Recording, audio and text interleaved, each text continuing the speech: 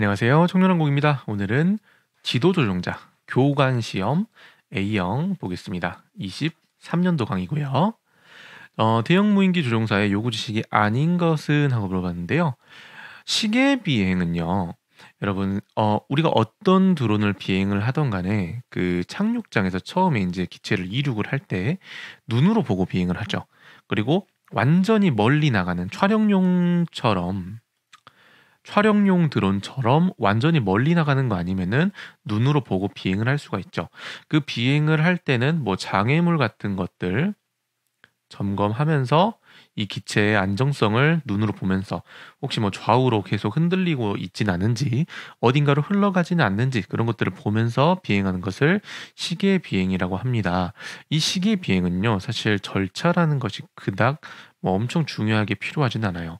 더욱이 이제 대형 무인기 같은 경우에는 기상이라든지 무선 통화 그리고 이제 비행 성능과 적재 그리고 뭐 이제 비행 원리, 항법 요런 것들까지 조금 더 구체적으로 인제 알고 있어야 되기는 하는데 시계 비행 절차는 필수적인 요구 지식은 아니기 때문에 정답은 3 번이 되겠고요.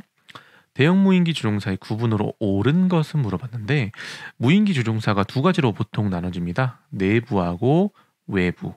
내부, 외부 역할이 뭐냐면 외부는 조종기를 들고 직접적으로 비행을 하는 사람들을 말하는 거고요. 내부는 GCS 같은 어떤 특정 명령어 프로그램을 이용을 해서 드론에다가 명령어를 입력을 하고 그렇게 이제 비행을 하는 시스템을 말합니다. 그래서 옳은 것은 2 번이 되겠고요. 인적 요인의 설명을 옳지 않은 것은 물어봤는데요. 인적 요인이라는 것은 사람 때문에 사고가 발생되는 원인이라고 합니다. 소프트웨어, 하드웨어, 인바이러먼트 물리적 환경, 리브웨어 이렇게 네 가지 형태로 인적 요인을 나눠 놨는데요. 인적 요인 이 네 가지가 각각 어떤 내용을 포함하고 있는지 그게 지금 올바르게 연결이 돼 있는지 그거를 물어보는 문제예요. 근데 조명이라는 부분은요. 하드웨어에 들어가는 내용이 아니라 물리적 환경에 들어가는 내용입니다. 그래서 2 번이 잘못된 거고요. 정답은 2 번. 자, 인간의 시각에 대한 설명으로 옳지 않은 것은 물어봤는데요. 시각의 공간 지각의 제일 중요한 감각은 방향, 회전, 운동, 거리감 등이다. 맞는 말이고요. 추상체와 간상체의 기능 분화로 인해 발생한다. 이거 무슨 말이냐면 추상체하고 간상체는 눈에 있는 세포인데요. 추상체의 역할은 색깔을 보고요. 간상체의 역할은 흑백을 봅니다. 그렇게 해서 이제 색깔과 흑백을 이제 구분하게 되는데 기능 자체를 완전히 그러니까 분리를 시켜놔서 눈이 조금 더 우리가 이제 색을 선명하게, 흑백을 선명하게 볼 수 있다라는 거고요. 개인에 따라 주시하는 차이가 있다. 주시하는 뭐냐면 왼쪽 눈을 조금 더 왼쪽 눈으로 세상을 좀 더 잘 보시는 분이 계시고 오른쪽 눈으로 세상을 좀 더 잘 보시는 분이 계세요. 그러니까 왼손잡이, 오른손잡이, 왼발잡이, 오른발잡이처럼 왼눈잡이, 오른눈잡이도 사실 있거든요. 그래서 그거를 주시한이라고 하는데 사람마다 조금씩 차이는 있습니다. 2 번 색채시는 주야간의 시각을 의미한다. 이게 왜 틀렸냐면 색채시는요. 색깔을 보는 시각이에요. 그래서 야간에는 일을 잘 못합니다. 색채시는 주간의 시각을 의미하기 때문에 옳지 않은 것은 2 번이고요. 항공법 분법으로 옳지 않은 거 물어봤네요. 2017년 3월 기존의 항공법을 항공안전법, 항공사업법, 시설관리법이 아니라 공항시설법 으로 구분했습니다. 그래서 분법은 이렇게 세 가지로 나눠지는 거기 때문에 옳지 않은 것은 1번이 되겠네요. 6번 시카고 조약에 대한 설명으로 옳은 것은 물어봤는데요. 시카고 조약은요. 1944년 12월에 아이카오라는 단체에서 제정했고요. 시카고 조약은 국제민간항공협약이라는 건데 한마디로 국제적으로 지켜야 할 항공법이다. 뭐 이렇게 이해하시면 조금 더 빠르실 거예요. 자, 그래서 이런 국제법을 언제 만들었냐? 12월에 만들었고요. 시카고에서 제정을 했는데 12월에 했고요. 45년 12월이 아니라 44년 12월이고요. 52년 12월에 한국은 최초로 제정된 날짜에서 8년 뒤인 52년 12월에 가입을 했습니다. 그래서 옳은 것은 3번이고요. 말소 신고에 대한 설명으로 옳은 것은 하고 물어봤네요. 말소 신고, 변경 신고 이런 내용들은 조종자 때도 나왔던 건데 말소는 15일 이내에 하면 되죠. 그래서 15일 이내에 해야 된다. 이렇게 골라내시면 되겠고요. 8번 조종자 증명이 1년 이내에 효력이 정지되는 상으로 아닌 것은 물어봤는데요. 자격증명 취소는요. 우리가 이제 면허 정지가 있고 그 다음에 취소가 있잖아요. 여기서 말하는 1년 이내의 효력이 정지되는 상은 면허 정지를 말하는 건데 그게 아닌 거, 즉 취소사항을 말하는 거예요. 취소사항은 대체적으로 어떤 거냐면 정지를 했는데 그러니까 면허 정지 상태인데 그러면 이제 그 드론을 운영을 하면 안 되는 사람인데 운용을 맘대로 해버린 사람들 혹은 자격증을 원래는 취득 자체가 불가능한 사항인데 부정한 방법을 통해서 이제 자격증을 딴 사람들 말을 하는 건데요. 자, 거짓이나 부정한 방법으로 조종자 증명을 받은 경우 이 경우는 자격증을 딸 수 있는 자격 조건을 애초에 달성을 못했는데 딴 거기 때문에 아닌 거가 맞습니다. 그래서 정답은 1번이고요. 주류 섭취의 사용에 대한 처벌 기준으로 옳은 것은 하고 물어봤는데요. 혈중 알코올 농도 0.03% 이상 0.06% 미만은 효력정지 60일이다. 0.02% 이상부터고요. 0.06% 이상 0.09% 미만은 효력정지 60이 아니라 120이고요. 알코올 농도 0.09% 이상은 효력정지 180일 또는 자격증명 취소 맞고요. 0.09% 이상이면은 효력정지 180일이고요. 그래서 옳은 것은 3번이 되겠네요.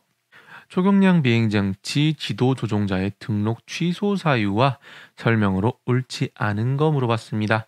자, 조종자 증명 취소 또는 1년 이내 효력정지 처분을 받아 취소된 지도 조종자는 취소된 날로부터 2년이 경과해야 효력이 발생한다라고 돼 있는데 왜 이거가 틀렸냐면요. 우리가 면허 취소된다고 생각을 해볼게요. 드론이 아니라 자동차도 마찬가지예요. 면허 취소되면 우리 시험 다시 보죠. 똑같습니다. 드론 자격증도요. 취소되면 시험 다시 봐야 돼요. 근데 이 말은 여기 지금 이 선지에 있는 말은 2년이 경과하면 효력이 발생한다. 즉 자격이 취소됐는데 2년이 지나면 다시 자격증이 복권된다. 자격증을 다시 쓸 수 있다. 이 말이거든요. 효력이 발생한다라는 건 이거는 틀린 말이에요.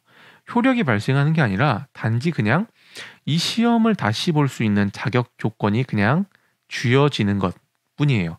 시험을 다시 볼 수 있는 거지 자격증이 복권되는 거, 그러니까 효력이 발생하는 건 아닙니다. 그래서 옳지 않은 것은 2번이고요. 신고 업무에 대한 설명으로 옳지 않은 거 물어봤는데요. 이전 신고라고 돼 있죠. 사용자 혹은 사무실 정비처가 이전된 경우 행하는 신고를 말한다라고 했는데요. 요거는 변경 신고고요. 변경 신고하고 이전 신고를 헷갈려 하시는 분들이 계시는데 변경 신고는 사용자의 이제 이름 혹은 회사의 이름, 주소 그리고 이제 드론의 사용 용도 같은 것이 변경되면은 이제 변경 신고를 하는 거고요. 이전 신고는 소유자, 그러니까 주인 자체가 바뀌면 하는 신고입니다. 그래서 이전 신고는 소유자가 바뀌었다라는 내용이 있어야 되는데 여기 없죠. 그래서 옳지 않은 것은 1번이 되겠고요. 초경량 비행장치 비행 경력 증명서 기재 요령으로 옳은 것은 하고 물어봤는데요. 비행 임무별 시간 중 교관 시간은 지도조종자와 함께 비행한 교육 시간을 시간 단위로 기재한다라고 돼 있죠.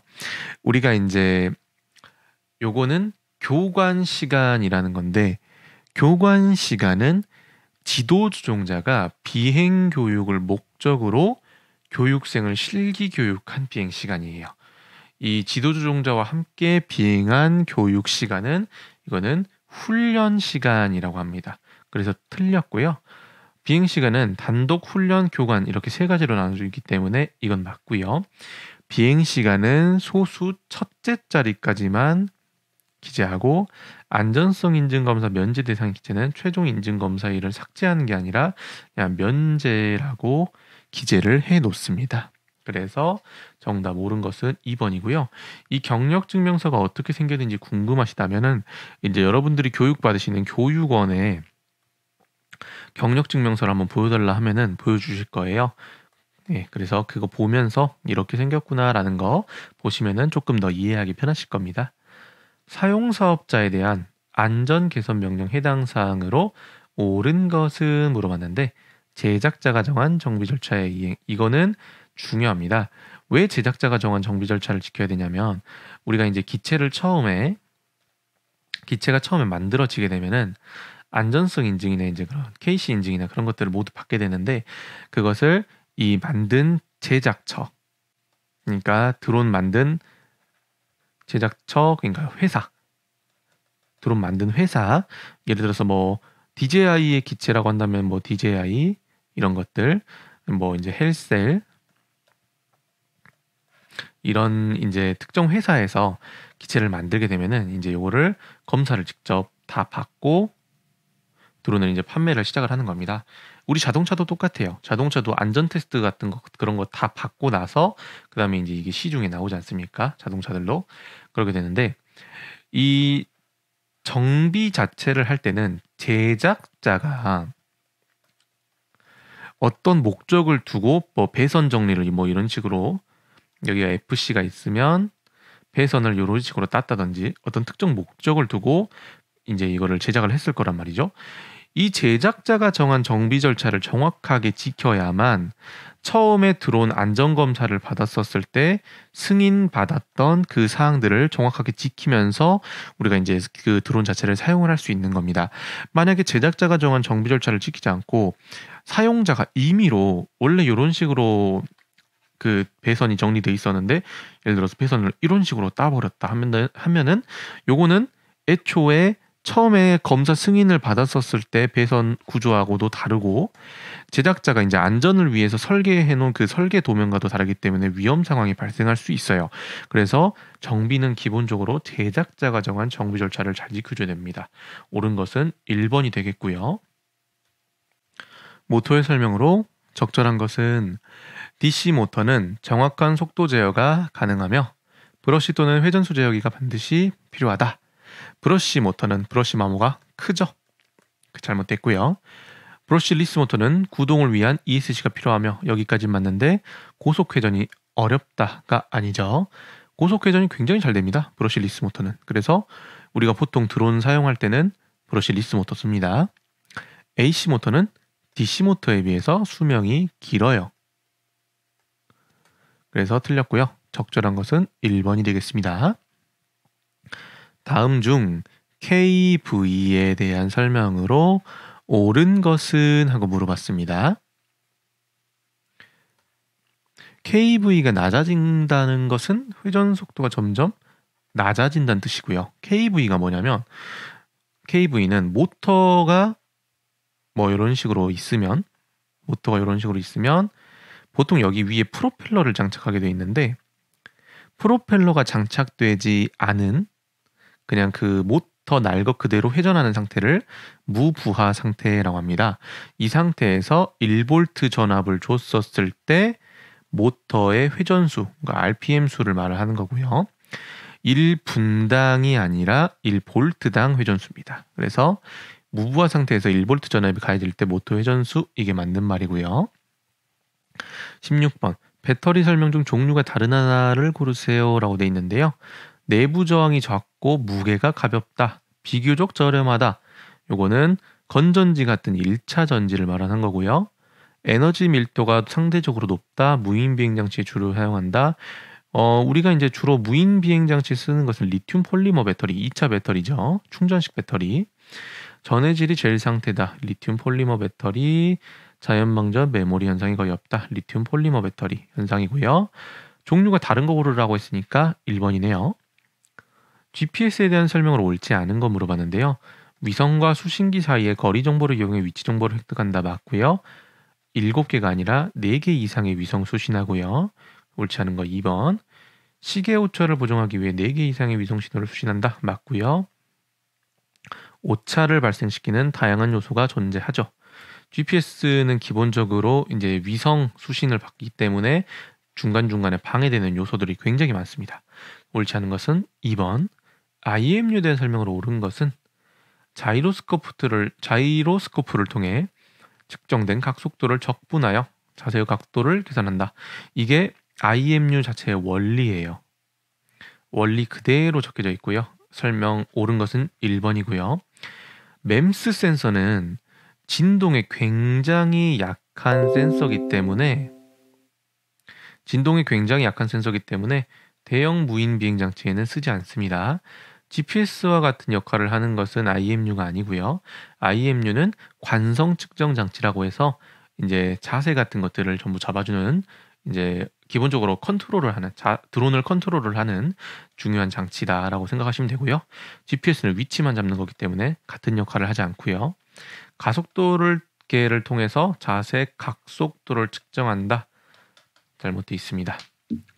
19번 항공교통 업무에 따라 구분되는 등급별 공역에 대한 설명으로 틀린 것은 하고 물어봤는데요.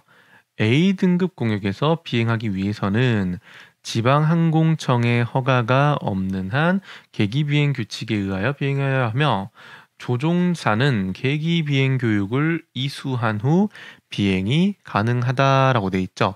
자, 뭔가 그럴싸해 보여요, 말이. 근데 문제가 뭐냐면 여기 지방항공청장이 아니라 국토부 장관의 허가가 있어야 이제 비행 가능하고요. A등급은 어떤 공역이냐면 관제 공역 중에서 제일 중요한 공역이에요. 그래서 우리가 이제 쉽게 이해를 할 때는 제일 이 드론 항공 관련 분야에서 가장 높은 사람인 국토부 장관의 허가를 받아야 하는 공역이구나라고 생각하시면 되고요. 그래서 틀린 것은 1번이 되겠습니다. 다음 설명 중 공역이 다른 하나를 고르세요.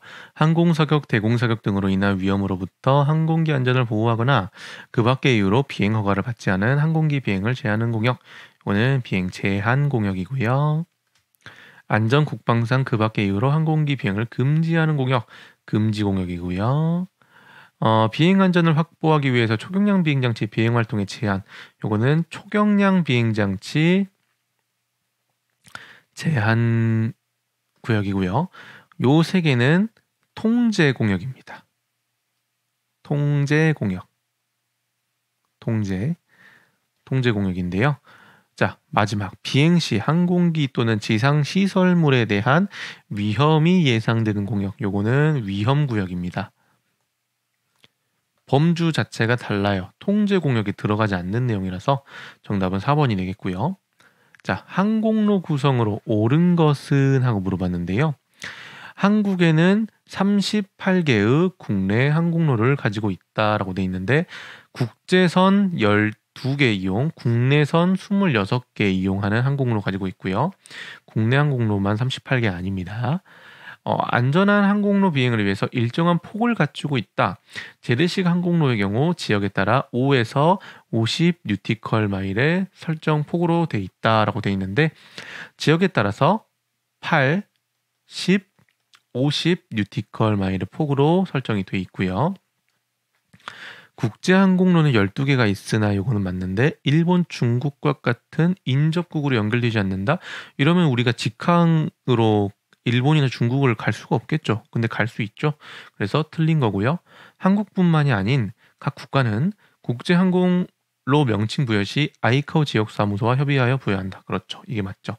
항공로의 명칭을 부여를 해줘야 되는데 아이카오라는 단체의 이제 협의 없이 부여해버리면은 항공로 이름이 막 2개가 되거나 아니면 뭐 한국의 항공로하고 미국 항공로가 이제 이름이 똑같아 버리거나 하면은 이제 비행기가 비행을 할 때 문제가 생기겠죠.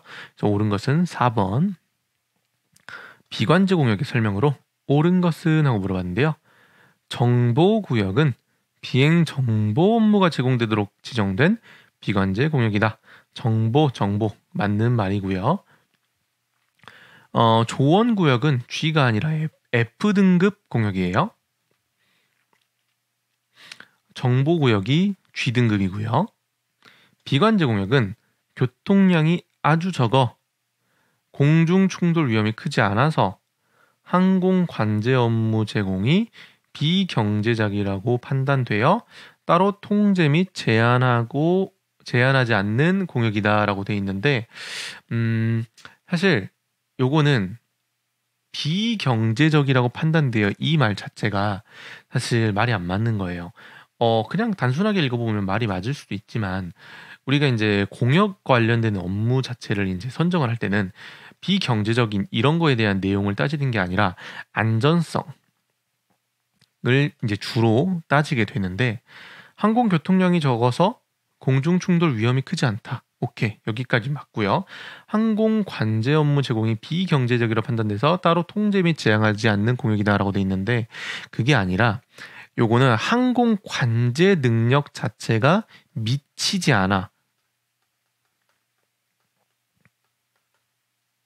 않아서 이제 그 관제 서비스를 제공할 수 없는 공역이 비관제 공역이에요. 그리고 이제 기본적으로 교통량 자체는 아주 적은 게 맞고요. 관제 공역 같은 경우에는 굉장히 큰 비행기 같은 이제 그런 것들이 이제 지나다니는데 비관제 공역은 이제 우리가 일반적으로 생각하는 항공기 그런 것들이 뭐 많이 지나다니고 그러진 않아요. 그래서 이제 요거는 비경제적이라는 말, 이 말 자체가 잘못됐기 때문에 틀린 거고요. 옳은 것은 2번이 되겠습니다. 23번 제조 관점에서 수요 요청 분야로 적절하지 않은 것을 물어봤는데요. 여기서 수요 요청 분야라는 것은 우리가 이제 일반적으로 직접 사용을 할 때 드론 자체를 사용을 하는 범위다라고 이해하시면 될 것 같은데요. 운송과 배달, 재난구조와 보안, 취미 레크레이션 요거는 사용에 관련된 범위가 맞는데 소프트웨어 유지 관리라는 것은 서비스 제공 분야예요. 그 드론 자체를 운영을 할 때 조금 더 원활하게 그 드론을 쓸 수 있도록 서비스를 제공하는 차원의 문제지 수요 요청을 하는 분야는 아니기 때문에 정답은 3번이 되겠고요. 멀티콥터 프로펠러에 관한 설명으로 공통적으로 들어가는 말을 알맞은 설명을 고르세요라고 되어 있는데요. 양력이 커진다. 양력이 커진다고 하면은 프로펠러 수가 늘어나거나 또는 아니면 뭐 양력의 발생이 커지려면은 그 위로 떠오르는 힘 자체가 이제 세진다라는 그 말 자체가 있어야 될 것이고 기체의 급상승 속도가 줄어든다라고 돼 있네요. 모터의 온도가 올라간다. 모터의 온도가 올라간다는 것은 뭐 물건 같은 게 이제 좀 많이 생겼거나 아니면은 프로펠러의 이제 피치값 프로펠러가 한 바퀴 돌아갔었을 때 전진하는 거리 그 피치 값이 커지거나 하는 경우고요. 진동이 커진다. 진동이 커지려고 하면은 프로펠러가 연결이 잘못돼 있거나 연결에 좀 문제가 있거나 아니면은 어디 프로펠러가 깨져 있거나 혹은 이제 이것도 피치 값이 커졌을 때 발생하는 문제이긴 해요. 자, 그러면은 알맞은 설명을 고르라라고 했는데요. 보시면은 B에 들어가는 내용은 근데 공통적으로 피치 값이 커졌었을 때 나타나는 현상이라는 걸 알 수 있어요. 그래서 여기서 피치 값이 커지면이라고 말이 적혀져 있는 것은 일단 두 개밖에 없으니까 1번, 3번은 골라내면 되고요. 프로펠러의 경도가 높을수록 딱딱할수록 양력의 발생이 커진다? 이거는 말이 안 되죠. 프로펠러의 강도나 경도가 높다고 해서 양력이 커지는 거는 아니에요. 위로 떠오르는 힘 자체는 프로펠러 수 자체가 많아진다 하면은 당연히 커질 수는 있겠죠. 그리고 강도와 경도가 급상승 속도를 줄이는 거하고는 전혀 연관이 없습니다. 그래서 정답은 2번이 되는 거예요. 다음 중 레저 스포츠 사업 등록 요건에 충족하는 것은 하고 물어봤습니다. 체험 및 경관 조망을 목적에 하나여 등록 요건이 충족된다라고 했는데 체험과 경관 조망뿐만 아니라 뭐 조종 교육도 포함이 되는 거고요. 레저 스포츠 사업에 초경량 비행 장치를 사용한 항공 레저 스포츠 사업의 경우 조종자 증명을 받고 비행 시간이 200시간인 인력 1명 이상. 네, 이거는 꼭 필수로 필요합니다. 그래서 맞는 말이고요. 경량 항공기를 사용한 레저 스포츠 사업의 경우 비행 시간에 180시간 이상의 경량 항공기 조종 교육을 받은 인력 1명 이상이라고 돼 있는데 조종 교육을 받은 것은 사실 당연한 거고요. 조종 교육 증명, 그러니까 자격증이 있어야 돼요. 그래서 틀린 거고요. 개인 사업자의 경우 자산 평가액이 3억 원 이상이라고 돼 있는데 항공 레저 스포츠 사업의 이제 개인 사업자의 경우에 개인은 자산 평가액 4억 5천만 이상이 있어야 되고 초경량 비행장치 레저 스포츠 사업은 3천만 원 이상의 자본금이 필요합니다. 그래서 틀린 겁니다. 그래서 정답은 2번이 되겠고요. 자, 여기가 지도조종자 A형 끝났습니다. 교관 문제 같은 경우에는 조종자하고 이제 좀 차이가 나는 게 뭐냐면 법 파트에서 조종자는 안전법만 나왔다라고 한다면 교관은 안전법에다가 플러스 사업법까지 같이 암기를 하고 계셔야 돼요. 그래서 조금 더 어렵다라고 이해하고 계시면 될 것 같고요. 이제 오늘은 A형이 끝났고 이제 다음 시간에 B형에서 저희는 찾아뵙도록 하겠습니다. 자, 오늘은 여기까지 하겠습니다. 감사합니다.